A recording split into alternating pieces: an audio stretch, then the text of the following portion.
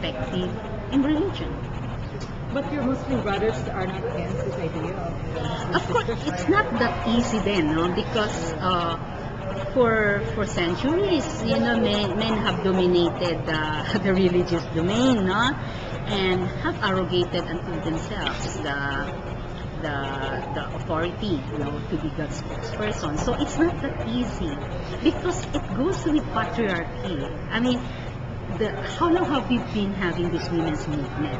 But then, But you as a mother, you can start with your children, right? yeah, You can yeah, already yeah. start under little children. Yeah, because the gender is social, di ba? Oo, it will take generation. Kasi even the way, it's a socialization process.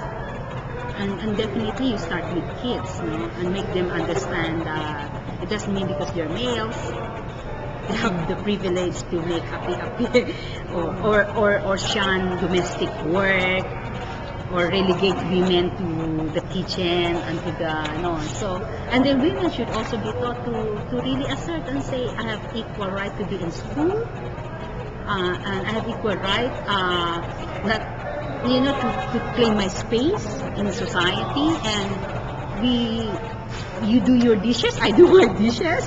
you wash your clothes, I wash my clothes. Has that been already initiated by you in your own community of women, friends, like that? Yeah. Is it gaining ground? Yeah, in a sense, it's gaining ground, yeah. And ang nakakatuwa dyan, You as mothers and the partners are also coming in, and really, I mean, we're also fortunate because, as I've said, I mean, it's the way we were raised and made to believe, the perception and the socialization process and the knowledge base, because even husbands are male partners, they tend to say yes, kawawa naman talaga kayo, and so yeah. But then if you yourselves wouldn't demand or would say that we do this, then sino naman ang gustong, di ba, doing the domestic chores? But then if you say that we work both, we earn both, why should pagdating sa bahay I should be the one doing the domestic, but pero sa labas we're both burning ourselves, working and sharing our resources for the family, pero pagdating sa domestic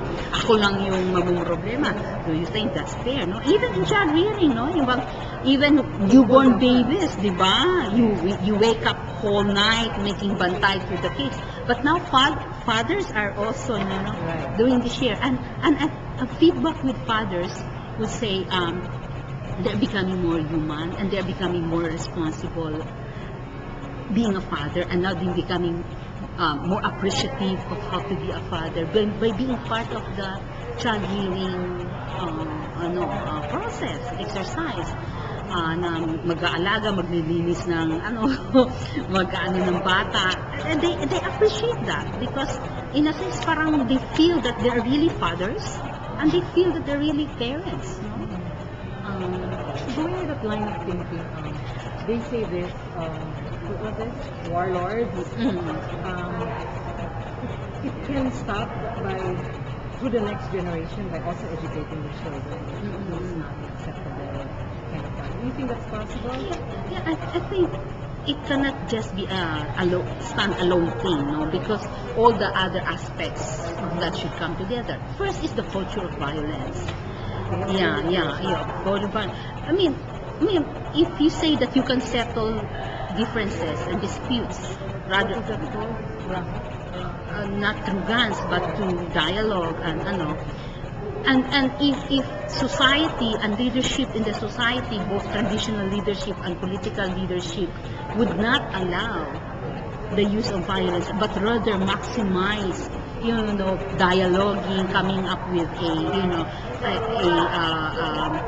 negotiated agreement that is both acceptable to both sides, and would not allow and even think of arming them, it works. But then mahirap din kasi if you say you educate the child, but then paglabas niya nandun na yung guns, proliferation of guns, you can buy guns. I mean, kahit kunting away lang, magpuputok, traffic altercation lang, babarilin mo na yung mo. it will not help it. I think it has to be a simultaneous, comprehensive, and coherent approach to it. While we're doing it at home, then society, different institutions of society should also be, at the same time, in a parallel scale, doing it. So you teach your children at home, at school also, diba, you also teach, that kind of culture of non-violence. And then media would not also project so much of headline, pinatay, gano'n, sensationalizing all this violent thing. And of course, most importantly, government should police and not allow, ang nakasakit nga nito is, some of the supplies daw is coming back from government. So it has to be a concerted effort. Otherwise, it will be very difficult if one aspect of society is doing it and the rest is In the not. Senate, we have not had Muslims. No, we had, but several. Santa Nina, Yeah. the mother, Yeah. the last, she was the, but that was during Cory. Yes. That was the last. By ethnicity. Yeah, it's good that we'll have a diverse women. Kasi I was so interested to meet you. And I really want to highlight on the gender equality because it's also an issue with the Millennium Development Program of the United Nations. And in fact, our president should report by 2015 to the United Nations. What can you contribute in terms of reforms? Other countries, they are using schools. I don't know, maybe it's really that underdeveloped. But for you in your community, how will you empower the women in case you're elected from now until? Kasi I've been in my development work, I'm involved with community organizing. So I really go to depressed areas and do community organizing. But our community organizing already put women at the center of community participation. Kasi we're all women, and so the community organizers are young women. So by the mere fact that they are young women entering communities and doing house to house, talking to people in the community, doing house to house, ang nangyayari doon, culturally kasi, pag nandun yung babae nagtatanong, kakatok ng bahay and ask to talk to somebody, if the male will see it's a woman, he will ask the woman to come out, di ba? So that's already pushing the woman in the unlike in other na it's the man and the boss in the house, so I should talk to you. Pero makita, ay, babae, gano'n. O, kausapin mo yun. So already, you're already bringing in the woman from the kitchen to the And so we organize communities and we ensure that women are actively participating in the communities. And one of the milestones that we were able to develop in my organization, and I think it's first time, I don't know, in Moro communities, Al-Mujadila Development Foundation.